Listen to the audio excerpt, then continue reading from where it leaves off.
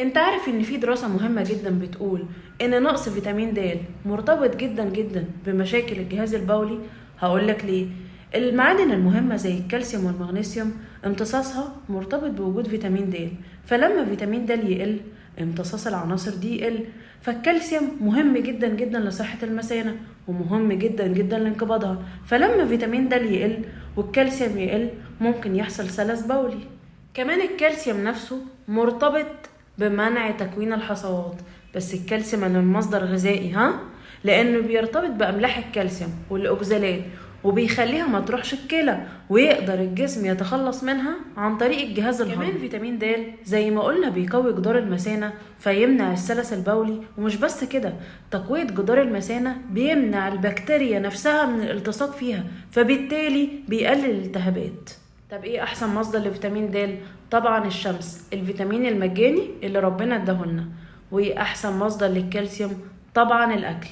لو عايز تاخده من المكملات الغذائيه اتاكد ان الجرعه بتاعه الكالسيوم ما بتعديش 1200 مللي جرام. اقول لك على حاجه مهمه بقى قوي، انت عارف ان الجسم ما بيصنعش اي نوع من انواع الفيتامينات والمعادن؟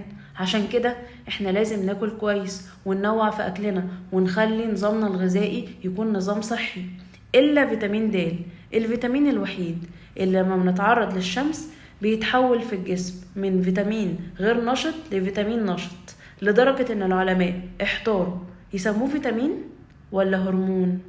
عشان كده انت مش محتاج مكمل غذائي قد ما محتاج تعرض نفسك للشمس كويس عشان جسمك يقدر يحول الشكل الغير نشط لفيتامين د للشكل النشط.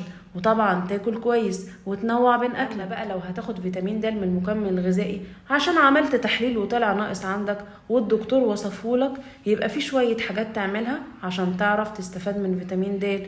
فيتامين د بيتاخده الصبح ولازم تاخده مع الاكل، ولازم الوجبه بتاعتك يكون فيها دهون صحيه، لان انت عارف ان فيتامين د من الفيتامينات اللي بتحب الدهون. 4 فيتامينات بيحبوا الدهون، هما ايه ودي وايه وكي. في ناس بقى معرضه ان فيتامين د ينقص عندها، زي الناس اللي قلبه يومها صبحها ليل وليلها صبح، الناس دي طبعا معرضه ان ينقص عندها فيتامين د.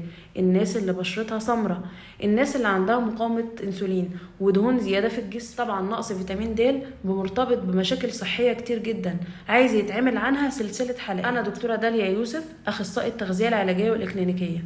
قولي، هل حللت نسبة فيتامين د قبل كده وطلعت كام؟ وايه الأعراض اللي حسيتها؟ وهل حاولت تحل المشكلة بالمكمل الغذائي ولا جربت تعرض نفسك للشمس كويس والأكل الصحي؟